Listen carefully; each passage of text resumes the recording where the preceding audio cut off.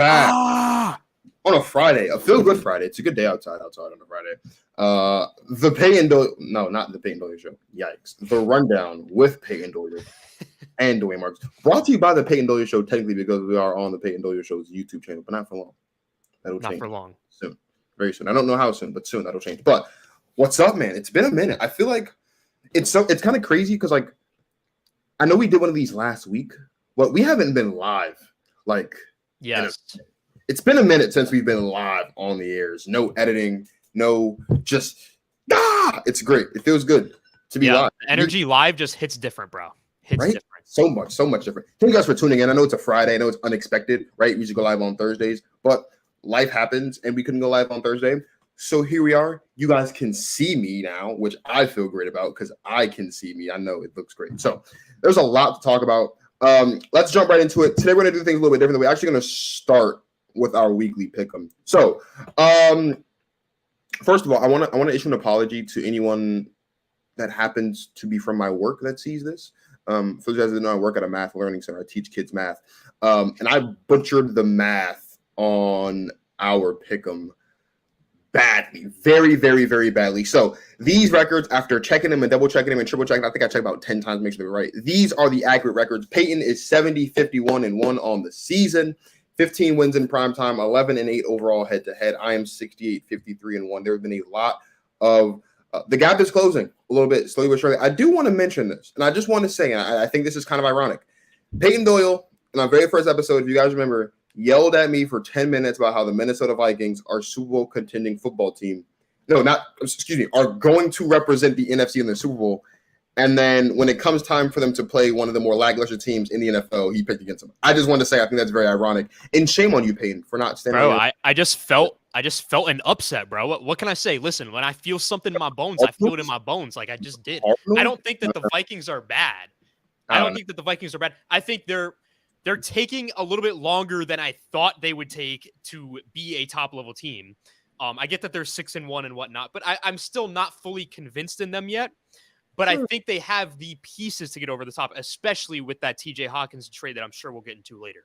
Oh, yeah, we'll get into that later. So now these are the Week 9 picks. As you know, of course, we picked the Eagles, we picked the Texans.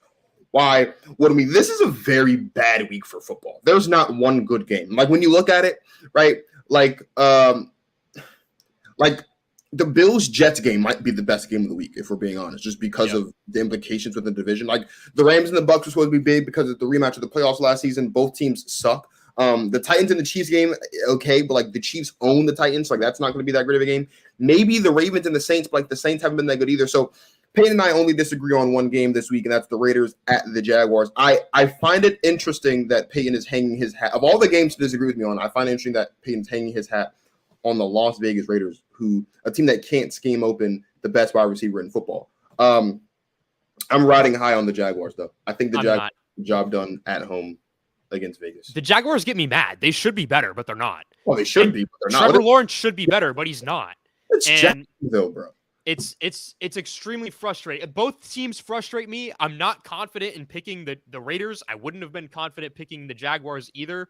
But I just figured Eagles, bro. The Raiders were going to bounce back. But honestly, a lot of these games, there isn't really a game of the week in my eyes, like you said. The game of the week is on Saturday, and that's Tennessee versus Georgia. That's the game of the week. Hell yeah. And I want to say, look, I'm an Oregon fan. I don't know if I've ever said that before out loud, but like people that are close to me kind of know this. I'm an Oregon fan. I'm a big Justin Herbert guy. I was a big fan of Marcus when he came out from Oregon. I know Bo Nix is doing great. And I know Oregon's ranked number 8 right now. And if this was 2024, they'd be firmly into the playoff picture. I get that. But this season, I have adopted Rocky Top as my team. Like, they have been incredible. And the energy in Tennessee is amazing. I have Tennessee winning that game all the way. One more thing I do want to mention. I'm going to say this on the show. So if you guys see the change, just know. Payton's right. The Jags suck. The Raiders suck. As much as I think the Jaguars are going to win, I don't want to risk falling back a game. No. Because of you can't do this. No. I'm standing on my pick. I just want the world to know. I will be super upset if I'm back down to being down 3 games because the Jaguars can't pull through against a really bad Raiders team so far this season. That's it. Now, there are some bad teams that did a couple things that are, that are okay for the trade deadline. There are some good teams that kind of submitted themselves as being great teams and maybe pushing it. We saw a lot happening for the NFL trade deadline. And for those of you guys that are wondering, no, I'm not going to sit here and rant about the Green Bay Packers because the Green Bay Packers continue to disgust me every year around trade deadline. It should be called Go Anywhere But Green Bay Day at this point because it happens all the time. So who is, in your estimation, the biggest winners of the trade deadline this season? You saw Bradley Chubb go to Miami. You mentioned T.J. Hockenson going to Minnesota. There's a lot of different moves. Who wins the trade deadline this year?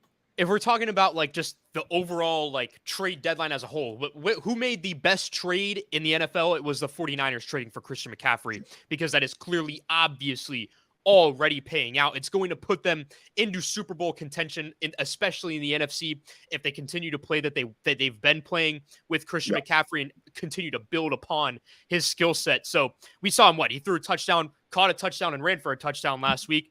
I think he was only like the fourth player to do so or something like that. I mean, it's going to be a match made in heaven between Christian McCaffrey and Kyle Shanahan in that offense. Now, if we're talking about the trade deadline, like closest to the day over the last week, I would say that the Dolphins getting Bradley Chubb is a huge deal. They have, I believe they're at the bottom of the league in terms of sacks this year. This is a team that has a great secondary and they play great defense. But now you have a guy who can really get after the quarterback. They gave him a big extension. We'll see if he lives up to it. I know the Broncos sure wish that they didn't give Russell Wilson a big extension before he played a snap with their team. I think it was a little bit risky giving him a big extension instantly, but I think it will pay off if he is the player that we always think he could be when healthy. Yeah, that's the one thing I agree with you. It is the Dolphins, but it's more so for me. It's not just the Dolphins specifically with Bradley Chubb. It's the Dolphins. This is now the final piece of the Trey Lance trade, right? Because if you guys remember, the Dolphins traded away what was the third pick in the draft 2 years ago, which turned out to be Trey Lance away, and they got a bunch of picks back. One of those picks was Jalen Waddle, the receiver they took in that draft. One of those picks they sent to Kansas City in the package to get Tyreek Hill in the offseason. And then that third pick is that pick that they sent to Denver to bring in Bradley Chubb. So we're talking about you basically traded Trey Lance for Jalen Waddle, who's been incredible this season, Tyreek Hill, who's been incredible this season, and Bradley Chubb, who, when healthy, is one of the better defensive players in football. The issue is he's not always healthy. They've been struggling getting pass rush. They've been struggling with sacks. When you're individual with Josh Allen, when you have to play against maybe Lamar Jackson or Joe Burrow, or Justin Herbert, Pat Mahomes, these really good quarterbacks, you're going to want to get pressure on them. That's massive for them. But just in totality, right? Like the Miami Dolphins, I think I'm not ready to say that the Miami Dolphins are a lock for a Super Bowl contender, because I do think they're still a little bit away, and that little bit is just whether or not Tua can do it. Tua's phenomenal. We just have to, I don't know if Tua can do it. But from a roster standpoint, this is going to be, the Miami Dolphins are going to be a team that we have to look out for heading into the postseason, because whether you guys want to admit it or not, every game that Tua has played from start to finish, the Dolphins have won. The one game that Tua started and they lost was the game in Cincinnati where he had the unfortunate injury and we didn't see him for 2 weeks. And those 2 games without him, they lost. Like the Dolphins are undefeated when Tua starts and finishes football games. You bring in Bradley Chubb, that defense gets a little bit better, which means down the stretch in these close games that we know are going to be close, that could make all the difference. That's a big move for the Dolphins. So this kind of feeds right in now to our power rankings. As you guys know, we did this after week 4. I wish I would have pulled up the week 4 graphics so we can show how things have changed from week 4 to now, but hindsight's 2020. We'll post it on Instagram for you. So I know it says week 9, but this is, we're going into week 9, but this is, I guess, our week 8 power rankings at the end of week 8. Payton, talk to us. Top 5 teams in the NFL. Yeah, so number 1, I have the Bills, because they are, from top to bottom, the most complete team and best team in football now. I love that they went out and got Nyheim Hines at the trade deadline as well. Now, next up, I have the Philadelphia Eagles. Again, they're undefeated. You can't really go wrong with that. Then you have the Chiefs, best quarterback in the league. Can't dispute that. You can dispute that he's the best quarterback in the league. You can't dispute that this offense is still great with or without Tyreek Hill, and the Chiefs are always going to be in contention. Then I have the Dolphins, which is a team that is not on your top 5, Marcus. Yeah, those 6, if it makes you feel any better. What was that? Those 6, if that makes you want to feel any better. They're yeah, right. I think they're a little bit better, and I really think that the Bradley Chubb deal is going to make a huge difference. I have a lot of faith in the Dolphins because they have the best 2 wide receivers duo in the entire NFL, and it's not even really remotely close with Tyreek Hill and Jalen Waddle. And I really like what Mike McDaniel has been doing with that offense. Now I have the San Francisco 49ers at number 5. I had the Vikings at 6, at 6-1. But I just think that now with Christian McCaffrey, the 49ers are going to be a force to be reckoned with. I mean, as you guys can see, I've got the exact same team, different tallies. I have Philly 1 instead of Buffalo 1. But I mean, as we talked about in week 4, it's kind of 1A, 1B with Philly and Buffalo. I've got Kansas City right there as well. Lockstep at number 3 with Payton, and I've got the Cowboys at 5. So I guess the big thing here would be, why do I have the Cowboys at 5 and I don't have the Dolphins in my top 5?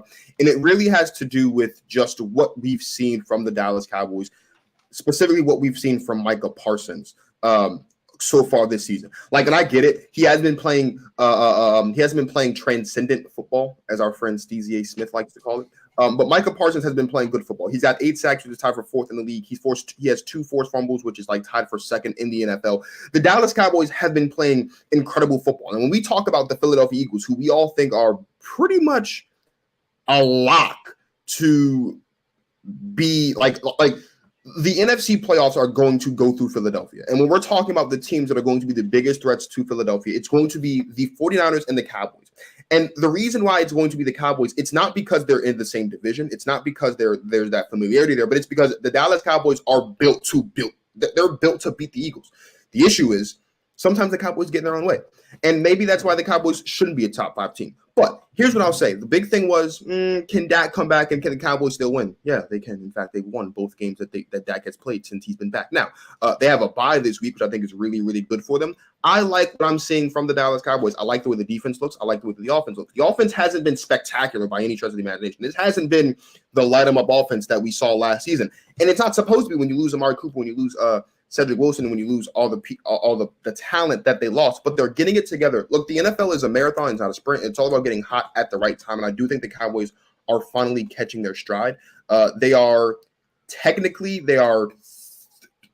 games back of the Eagles. They're 2 games back by record, and they also lost to the Eagles as it stands right now. They also lost their matchup to the Eagles, so that makes them 3 games back in the division. They could still win the division. Even though the Eagles have the only tough competition the Eagles have on this backstretch, ironically, is the Dallas Cowboys later on when they have to travel down to Dallas, and it would be the second of the 2 games they played this season. But I like what the Cowboys are doing. I have the Dolphins at 6, and the reason why, it's simply because, honestly, of the 2 games they lost and the way that they lost them without Tua. And I get it. That's a really petty thing to do because there was no Tua. I understand that. But the Cowboys look great. And all other teams around the NFL looked really good while the Dolphins stock kind of dipped just a little bit. But I do think, as I said about the Bradley Chubb trade, I do think the Dolphins stock is going to continue to rise. And if you haven't bought Dolphin stock, you should buy Dolphin stock. And if you haven't already sold your Saints stock, sell it if you happen to buy any, because it should be long gone. So let's get into some buy or sell.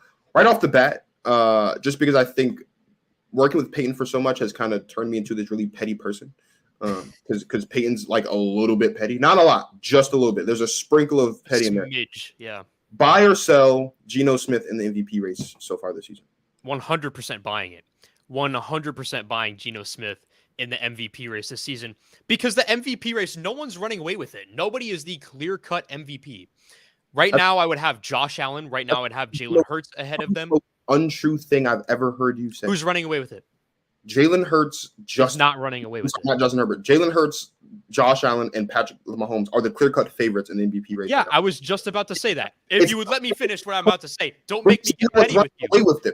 You said that no one's running away with it. The 3 of them are running away with the MVP. No one individual is running away with the MVP award this year. You want to do semantics with me? All right, well, we can do semantics. I'm not doing semantics. I'm just relaying what I said. I don't know why I have to repeat myself after all these years of working with you.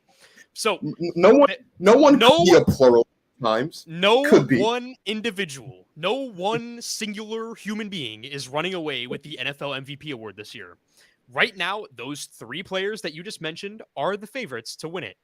I do not think that it is crazy to say that Geno Smith is a nice, solid 4th in the running to get MVP. And yes, that does qualify him to be in the conversation with MVP, especially since the top 3 is so close-knit to it this year. Since not one individual is running away with it, it's anyone's ball game.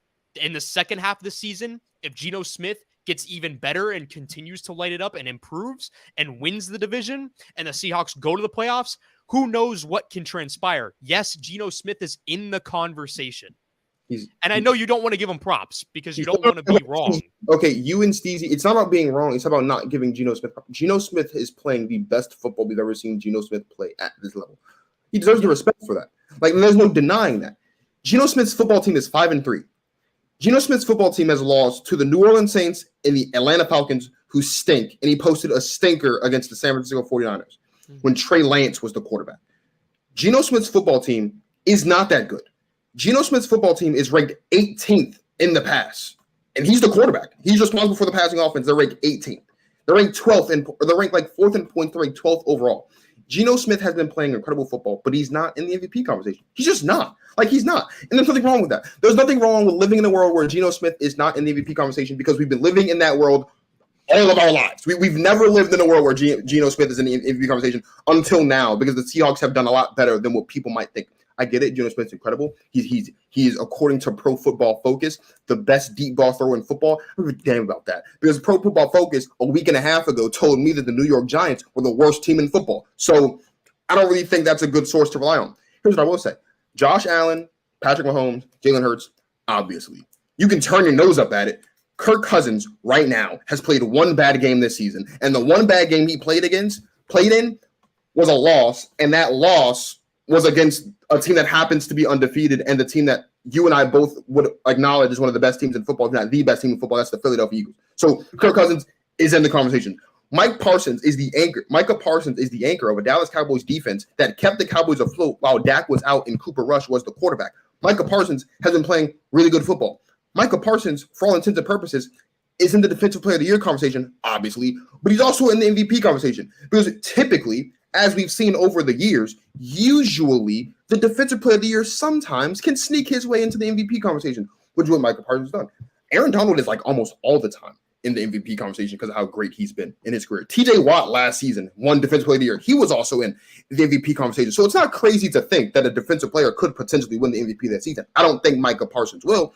I think he's got a stronger argument than Geno Smith. And I know he's missed 2 games, but as I mentioned earlier, the Dolphins don't lose when Tua Tagovailoa starts and finishes football games. Tua Tagovailoa is also in the MVP conversation. And you can tilt your head all you want. But when the Dolphins were 3-0, we were sitting here talking about Tua being in the MVP conversation. Now the Dolphins are, what are they, 6-2 or 6-2 or 5-3? Now he's not because he's missed 2 games. But every time he plays football from start to finish, he wins. Miss me with that. Geno Smith is incredible. Don't get me wrong. He's having the season of his life. Do I think he's the answer long term? No, I don't. Do I think the Seahawks should still draft a quarterback if the opportunity presents itself next season? Yes, I do, because he's not a franchise quarterback. But right now, Geno Smith is. If I had to rank the MVP, if I had to rank my MVP ranking, Geno Smith right now falls 6th or 7th. Doesn't make me a troll. That doesn't make me a hater. That doesn't make me that doesn't make me emotional or any of the other things I've been called over the past 2.5 weeks by our good buddy Steve Smith in regards to this topic. All it means is I don't think Geno's in the MVP conversation. That's perfectly fine. At the beginning of the season, when Mike Irvin got on national TV and said that Kirk Cousins would win MVP, no one wanted to leave him. Kirk Cousins is playing really good football. No one wants to give Kirk Cousins his props. I'll give Kirk Cousins his props. And it's ironic because I'm a Packers fan giving him the quarterback of the Vikings props, but I'll do it. Geno Smith is not a top 5 MVP candidate in my eyes. And there's nothing wrong with that. Nothing. There's nothing wrong with thinking that. I mean, there's nothing wrong with thinking that, but there's also nothing wrong with thinking that he is. No, there's nothing wrong with thinking that he is. He's just, but he's not though. Is I think the point. I disagree. I think what we're seeing out of Geno Smith is incredible. I don't think he will win MVP, but I am buying him as a legitimate candidate at this point in time. What happens in the future, I can't foresee. He might go out against Arizona next week and throw 5 interceptions. Who knows? But he also might go out against Arizona and throw 5 touchdowns and like 2 incompletions. You don't know. 5 touchdowns against the Arizona Cardinals. Let's be serious. Whatever. Not your MVP, Kirk Cousins, because he kept that game real close for no reason. Kirk Cousins isn't my MVP. I think he has a stronger case for Geno. That's fine. That's what Kirk does. Whatever. Fact of the matter remains is that I don't think Geno's in the MVP conversation. We're seeing 3 teams that we thought would be at the top of the NFC look really, really, really bad. My Packers, my Rams, my Bucks. Are you buying or selling any of these teams making the playoffs this season? Packers, Rams, and Bucks. One of them is going to have to make the playoffs. I think if I had to pick one that was going to make the playoffs, it would be the Bucks. I don't see the Packers turning this around. And the Rams look like they're all out of sorts, and now Cooper Kupp is hurt. That's bad news for them because that's really the only heartbeat on that entire team right now, especially with the way that offensive line is playing. It's awful. And then they couldn't even find a deal for Cam Akers at the deadline. So now you have Cam Akers on the team who doesn't even want to be there. Cooper Kupp's hurt. The offensive line is a mess. The defense is regressing. Jalen Ramsey's regressing. Aaron Donald is thinking he probably should have retired. The Rams are in a rough spot. The Packers, Aaron Rodgers wishes that he would have requested a trade. They did not get Chase Claypool at the trade deadline because they thought the Bears would have a better second round pick to give them than the Packers would. So, yeah, I think out of all of them, it's probably the Bucks because the Bucks still have the pieces in place. I feel like they still have Mike Evans, they still have Chris Godwin, they still have all the guys, but some of the guys that they won the Super Bowl with, 3 years ago now. But all of them are not good. They're all not very good football teams, and I wouldn't consider one of them to even be a contender, even after a rough start. I think that this is an indication of things to come for the rest of the season for these three teams. And the only reason why the Bucks are going to make the playoffs is because of the other of the three teams, their division is the weakest. That's really all you have to give to the Tampa Bay Bucks. One last thing before we talk some basketball, then get out of here. The Philadelphia Eagles are 8-0 for the first time in franchise history. Their schedule, as I mentioned earlier, is not that tough. We know any given time, but the toughest opponent on their schedule, it seems, for the rest of the season will be their game against Dallas in Dallas later on in the season. Are you buying or selling a perfect season from the Eagles this year? I'm selling a perfect season from the Eagles this year. Every time that a team goes on a great run like this and they have an easy schedule, we have this conversation. Will they go? It used to be 16-0. Will they go 17-0 now? Is the question. Yeah. The answer is never yes.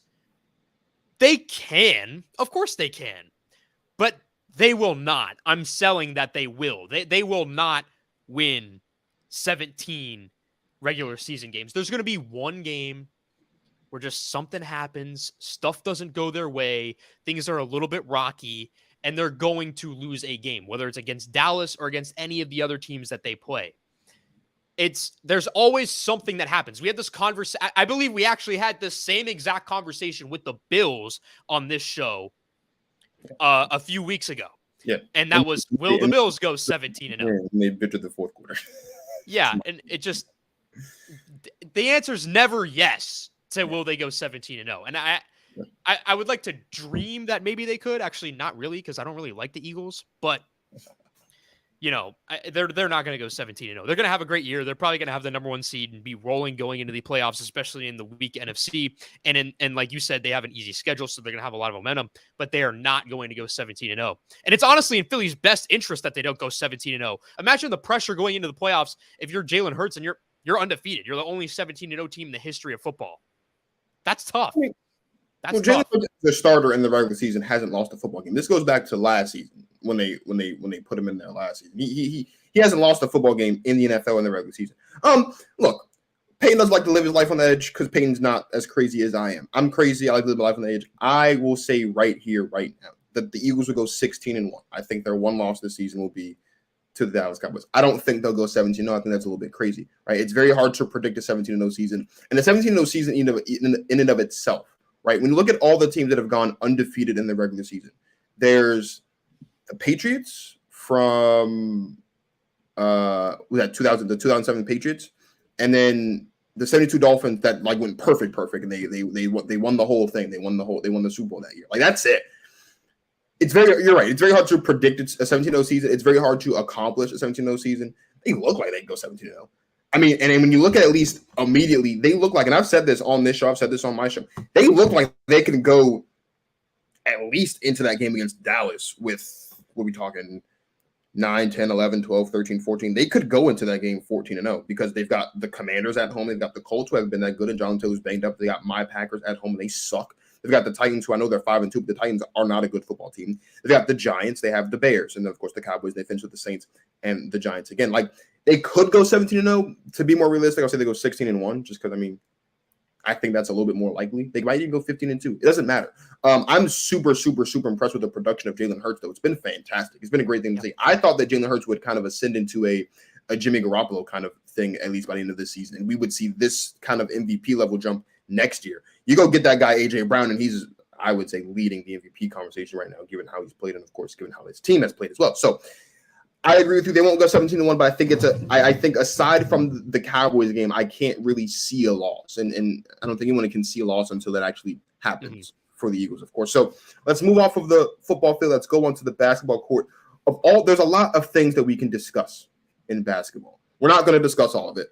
I don't want to talk about Kyrie Irving. I recognize that's a very important thing to do. I don't want to talk about Kyrie Irving, partially because we're pressed for time, but also because it'd take an hour to talk about all the things that Kyrie Irving has done that entire timeline. So I do want to talk about the Brooklyn Nets. I do want to talk about the Brooklyn Nets having fired Steve Nash. What's next for Brooklyn? Like, it looks like Ime Udoka's coming in. I know we're only like 8 games into the season, which, unlike a football season, is nothing. It's a tenth of the season because there's 70 plus games to go. But like, are the Nets like?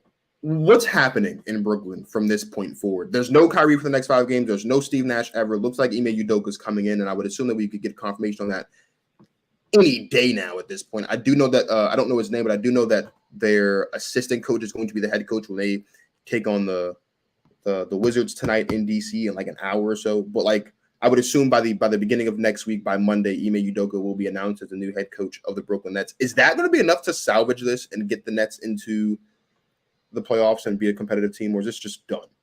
No, the Nets are done. This is a dumpster fire, dude. And it has been from day one, and now it's all blowing up right in front of us. This whole Steve Nash and this KD and Kyrie Irving little thing that was going on that was going to be so great is falling apart. It started falling apart last year when they had to trade James Harden, and now it is fully exploding, especially with like what you said. We won't get into it, but what Kyrie Irving is doing right now.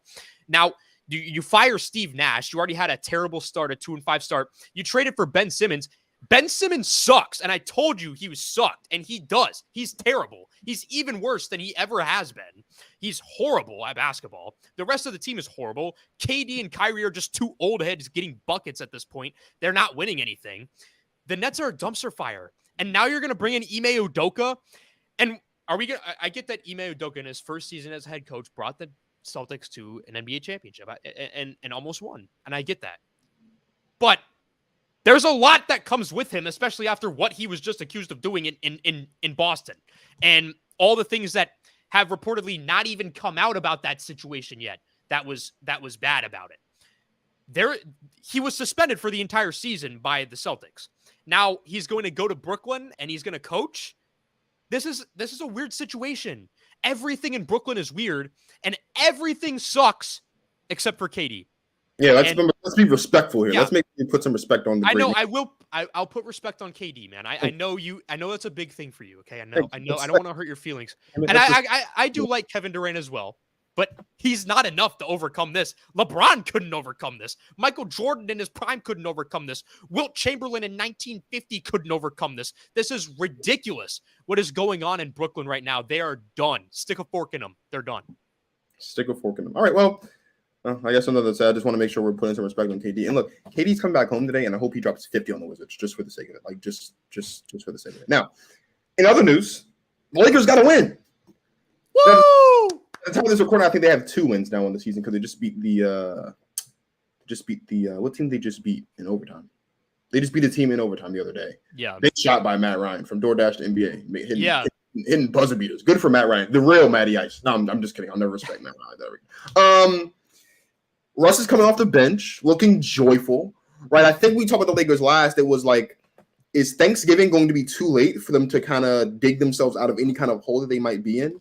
It seems like, look, I know it's only 2 games. I get it. But it seems like Russ has found his spot. He's finally accepted his role coming off the bench. He looks energetic, looks like he's having fun. They still can't shoot worth a damn. But everything else about the Lakers right now, there's there's joy around the Lakers a little bit. There might be a bit of a silver lining. Is there a little bit of a silver lining for the Lakers at all, given they've won back-to-back games now? I mean, sure, there is. You still have LeBron James on your team. Like, that's still a little bit of a silver lining because he's LeBron James. But I get that they're playing a little bit better, but they're also playing a little bit better than the worst team in basketball. Like they were the worst team in basketball, and now they're playing a little bit better than that. What does that make them? Still not a very good team.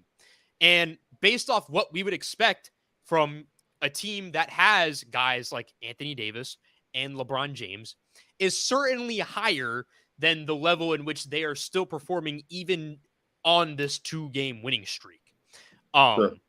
So yes, there's a little bit of a silver lining. Maybe they could turn around, but I just don't think with the shooters that they have, if they don't make any trades, as currently constructed right now, the Lakers are still not looking good.